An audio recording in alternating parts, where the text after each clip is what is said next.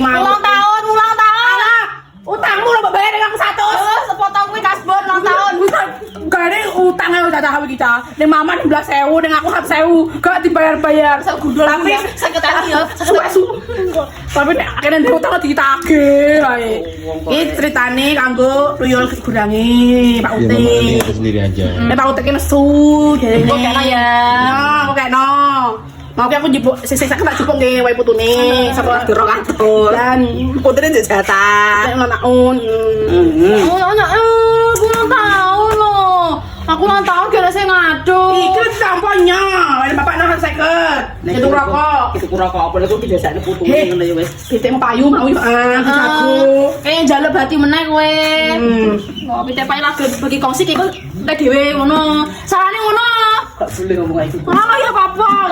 Ngono iki. Aku seket. Aku jelas Yes. aku. Tarak nanti. Karangnya seket.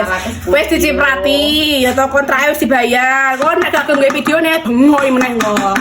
Lunas lho kontrak iki. Ya, Ya, ini membangun kontrak yang baru. Kontrak anyar meneh ya. Kontrak. Iya, saiki njaluk kontrak ya. Di Endorse mana larang saiki. Ah. Ra cukup 500.000. Apa muda, lomba muda, Mak Nur dhewe yo muda dhewe. Udah bobote.